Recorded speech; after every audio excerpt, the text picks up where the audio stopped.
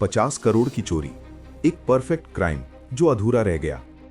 अगर कोई आपसे कहे कि कड़ी सुरक्षा, हथियारबंद गार्ड, सीसीटीवी कैमरे और बंद तिजोरियों के बीच 50 करोड़ रुपए चोरी हो जाएं, तो आप कहेंगे नामुमकिन। लेकिन पाकिस्तान में यही नामुमकिन एक रात में हकीकत बन गया। और सबसे डरावनी बात यह थी कि उस रात किसी ने कुछ नहीं सुना, कुछ नहीं देखा, कुछ महसूस नहीं किया। ये कोई आम गोदाम नहीं था। यहाँ दिन रात निगरानी थी, अंदर जाने के लिए कोड था, चाबी थी और पहचान थी। यहाँ गलती की 1% गुंजाइश भी नहीं थी। फिर भी 50 करोड़ रुपए गायब थे। उस रात सब कुछ सामान्य था। कैश की गिनती हो चुकी थी, बॉक्स सील किए जा चुके थे, गार्ड अपनी ड्यूटी पर थे, कोई तनाव नहीं था, कोई अलर्ट नहीं था। लेकिन किसी को नहीं पता था कि यही शांति तूफान से ठीक पहले की है। सुबह जब दरवाजा खोला गया तो किसी ने जोर से चिल्लाया नहीं, किसी ने भागकर बाहर नहीं दौड़ा। बस एक पल की खामोशी छा गई, क्योंकि सामने खुले हुए बॉक्स थे और खाली जगह। जहां 50 करोड़ होने चाहिए थे, वहां सिर्फ सन्नाटा था। ना ताला टूटा था, ना अलार्म बजा था, ना दीवार कटी थी। ये चोरी जोर से नहीं, दिमाग से की गई थी। और यही बात जांच को और मुश्किल बना रही थी।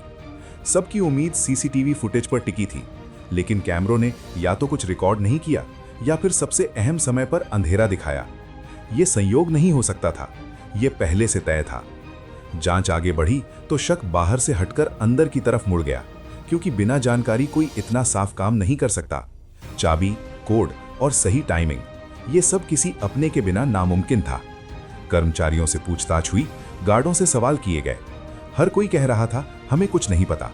लेकिन झूठ की एक खास बात होती है, वो देर सवेर खुद को उजागर कर देता है। जांच के दौरान एक छोटी सी बात सामने आई। एक गार्ड जो तय समय से पहले गायब था, एक फोन कॉल जो रिकॉर्ड में नहीं होना चाहिए था, और एक गाड़ी जो उस रात 3 बार उसी इलाके में देखी गई। यहीं से परफेक्ट क्राइम की दीवार दरकने लगी। धीरे धीरे साफ हुआ कि यह चोरी एक अकेले आदमी का काम नहीं थी। ये महीनों की प्लानिंग थी, अंदर की जानकारी थी, बाहर का सपोर्ट था और सिस्टम की कमजोरियों का फायदा उठाया गया था। 50 करोड़ की चोरी दरअसल एक ऐसा जाल था जिसे बहुत सोच समझकर बुना गया था। जांच में कुछ रकम बरामद हुई, कुछ लोग पकड़े गए, लेकिन पूरी सच्चाई आज भी अधूरी है। कहा जाता है कि चोरी का एक हिस्सा आज भी गायब है और शायद कभी नहीं मिलेगा। ये कहानी सिर्फ 50 करोड़ की नहीं है, ये कहानी है भरोसे की, लापरवाही की और उस सिस्टम की जो खुद को मजबूत समझता था।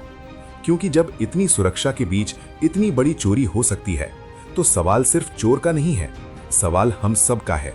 और शायद यही इस कहानी का सबसे बड़ा